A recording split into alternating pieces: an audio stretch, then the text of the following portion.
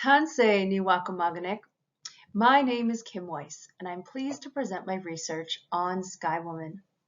I'm going to explore a couple different versions of this creation story and how those versions impact women's identity, Indigenous women's identity, after colonial contact.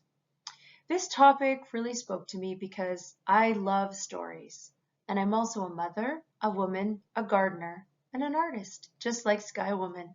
So let's dive in. The story begins. The storytellers begin by calling upon those who came before, who passed stories down to us, for we are only messengers. And in the beginning, there was the sky world.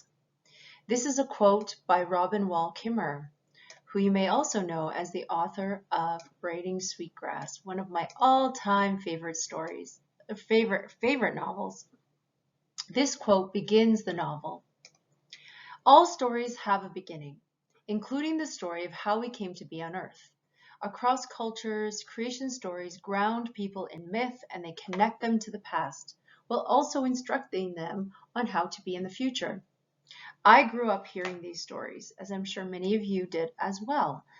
The story's original author is usually unknown, especially in cultures that are built on oral traditions. But it's common that the stories change slightly over time as they're passed on from person to person. The details of the story gets changed and intermingled with our own thoughts and imaginations. And inevitably, there are multiple versions of every creation story. And in most creation stories, there are elements of sky, water, fire, and earth, similar to how our course was designed. And the stories explain how all things came into being. The story of Sky Woman is no different. It's rich and it's full of imagination, and it also holds those hidden underpinnings of present-day cultural nuances that we can examine and compare with how we see our present-day culture and how we see ourselves. Because as Mitchell says, creation stories inform our sense of self and our ways of knowing and being in the world, no matter how far we may be removed from them. The general premise of the Sky Woman creation story is that there is a somewhat utopian sky world that exists without disease or wanting.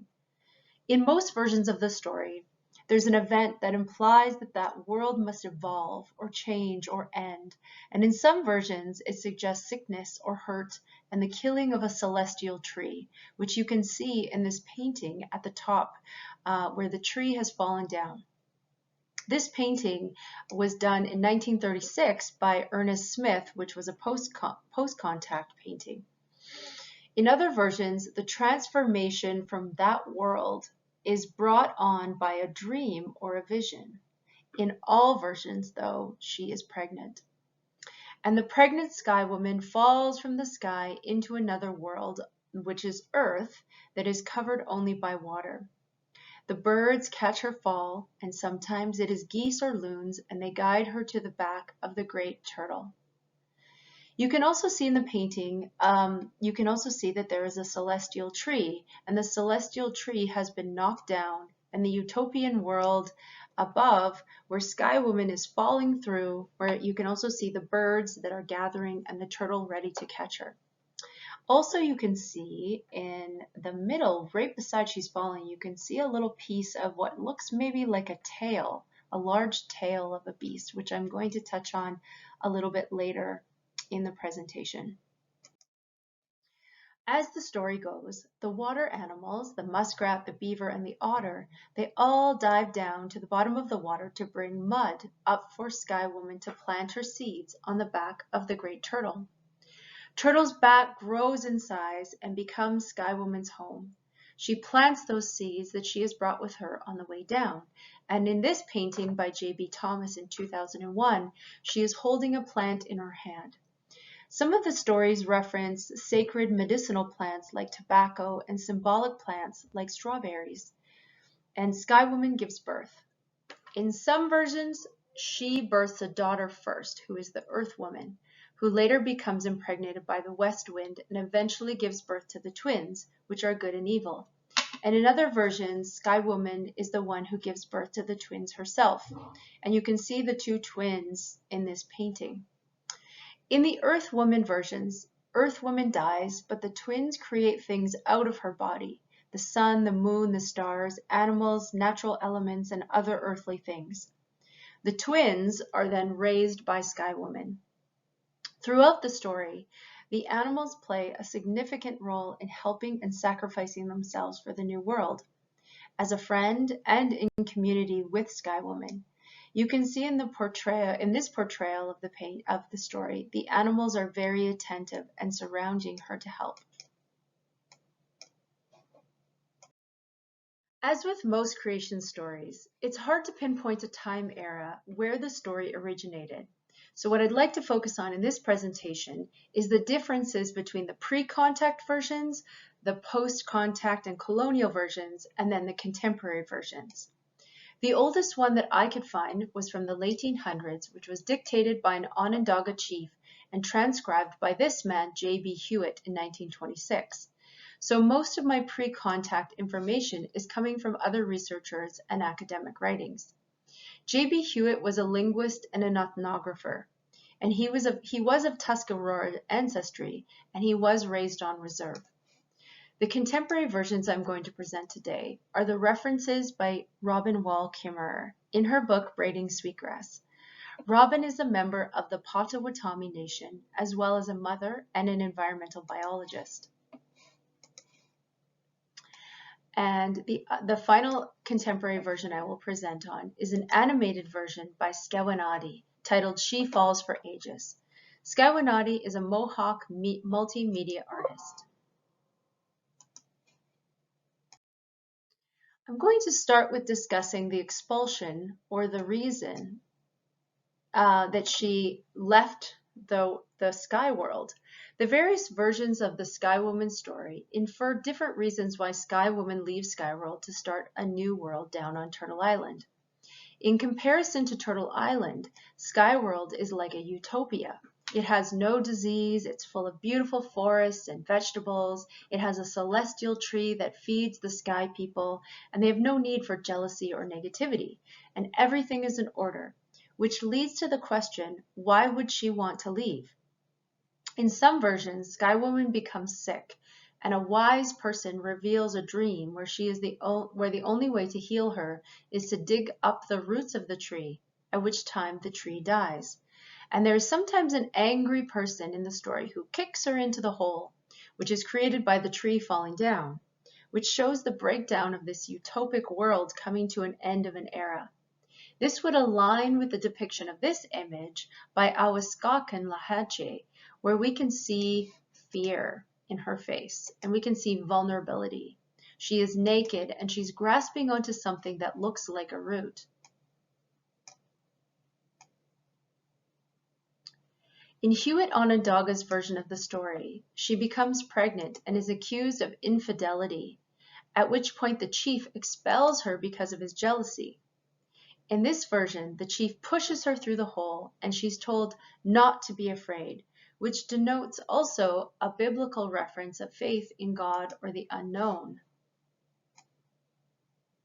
The words fear, vulnerability, sickness, jealousy, infidelity, violence, and loss of her food source certainly align with the genocide that was occurring at the time of contact and colonial takeover, and the treatment of Indigenous women at the time that continues to bleed into our society.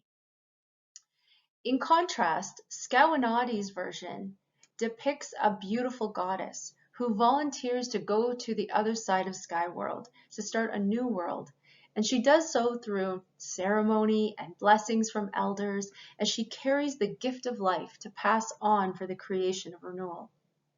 The reason for leaving is because Sky Woman and the gardener, which is her husband in this version, have a vision and a dream which they see the images of their greatest fear being upon them, that the world is dying.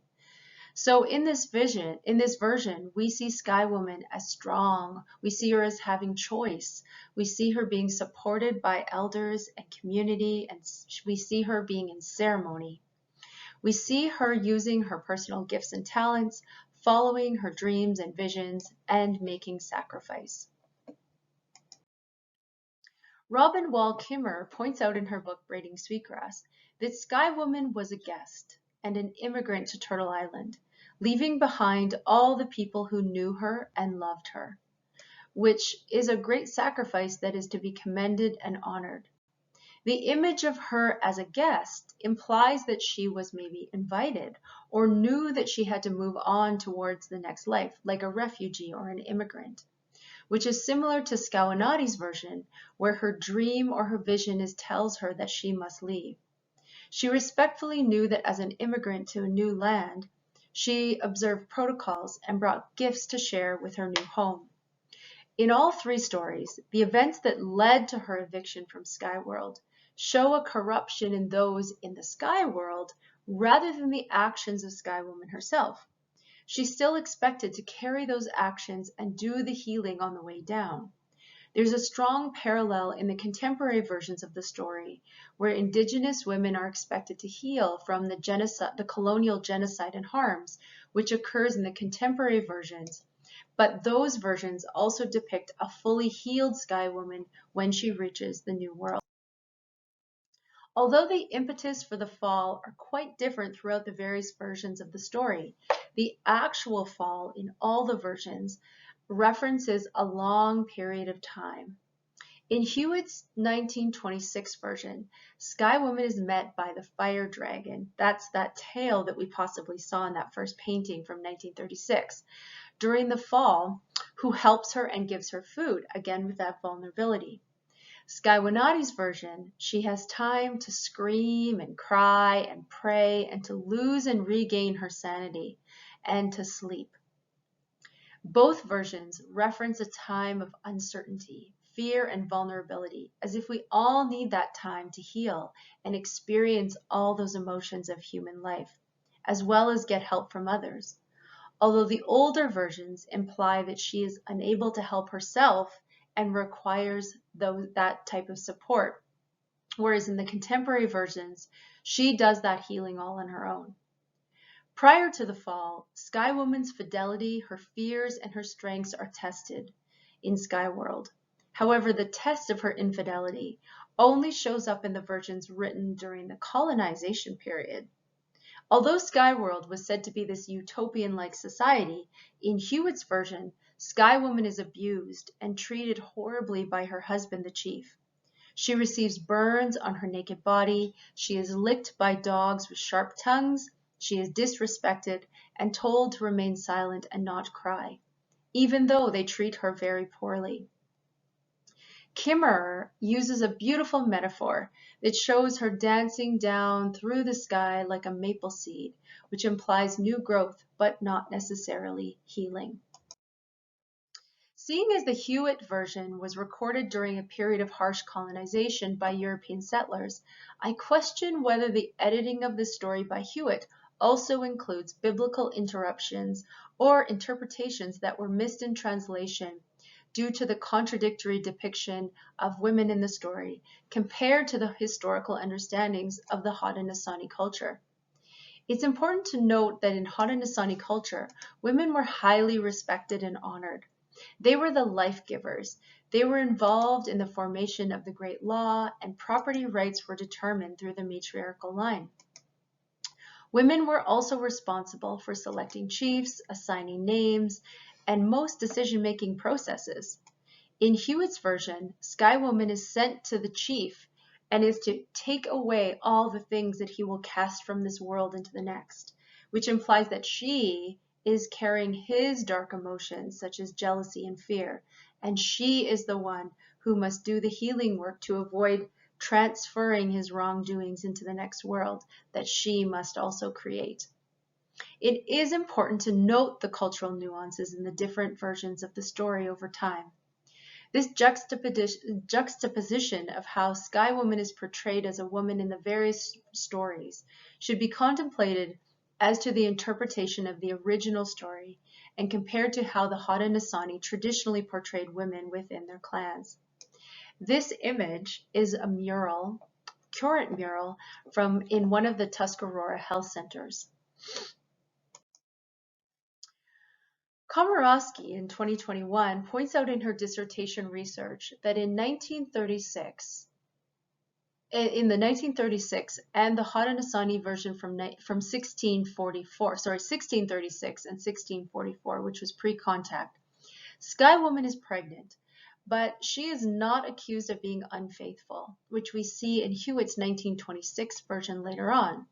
She goes on to point out that the unfaithful part begins to appear by the 17th century, which is 50 years after the Jesuits and the Dutch missionaries began recording the creation story.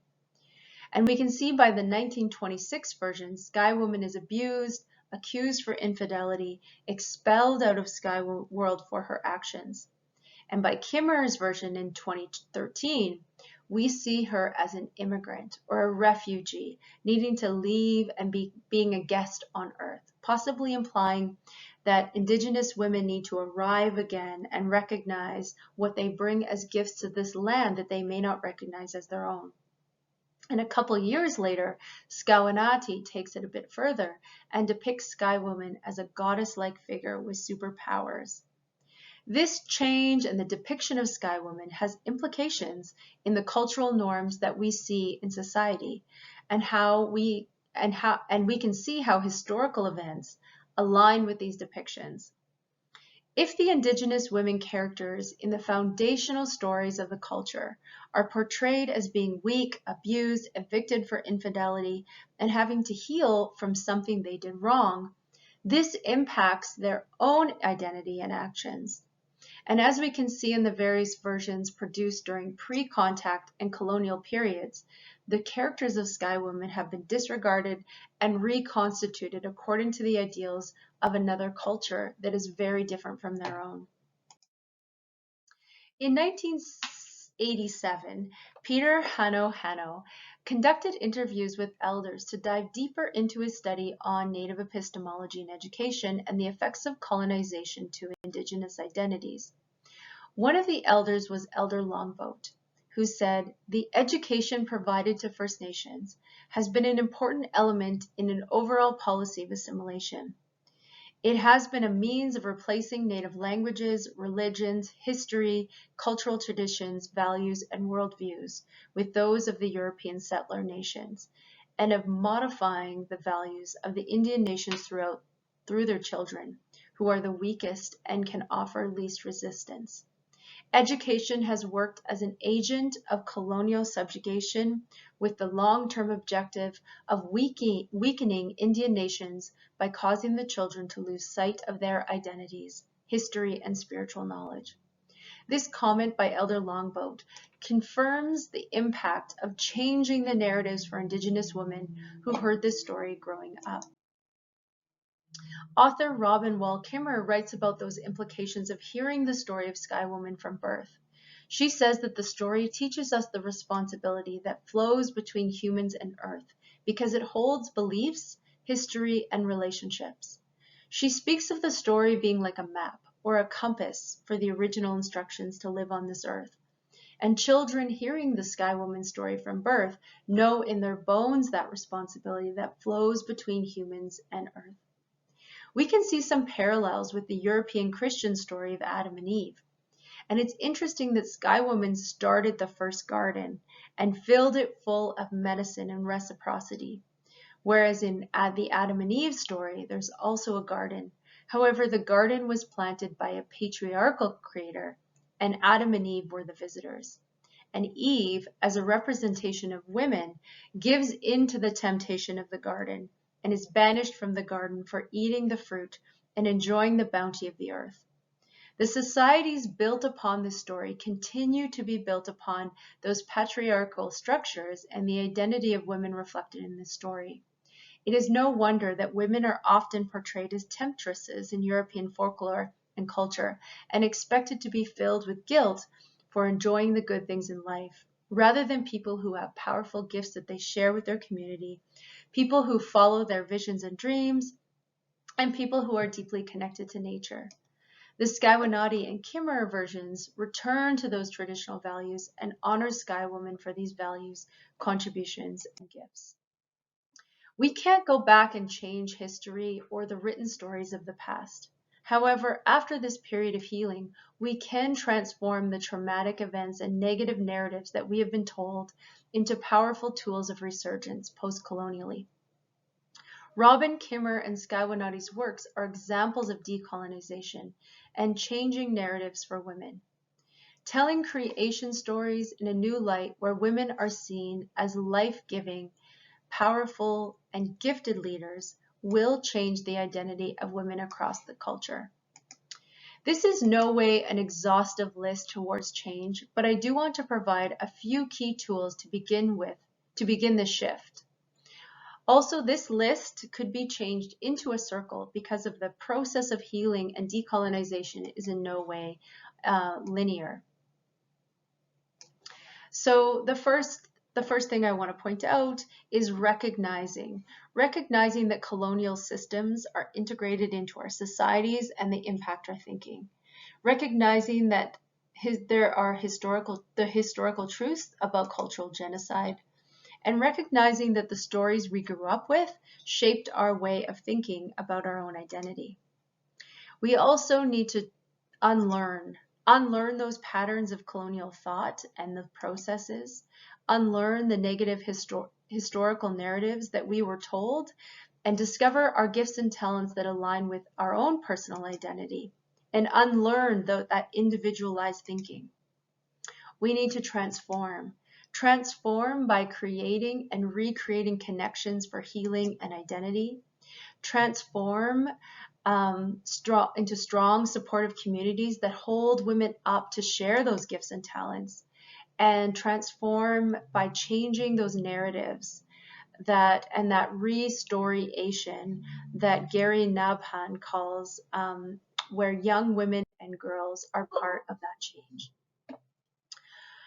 Robin Kimmer writes, "Despite our fears of falling, the gifts of the world stand by to catch us."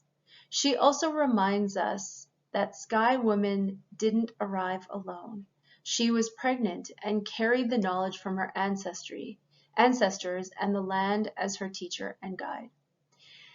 As we fall forward towards decolonization, we rewrite our stories, heal, and move towards resurgence of Indigenous power. Skye Woman falls with us, holding the seeds we need to plant and replant a new world and vision for the children who are inside us.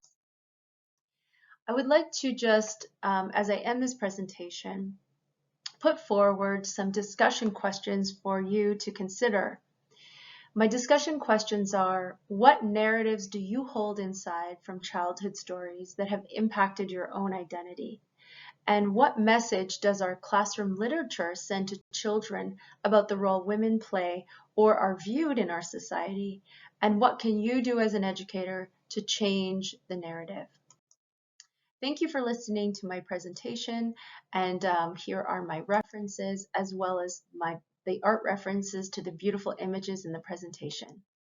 Thank you and have a wonderful day.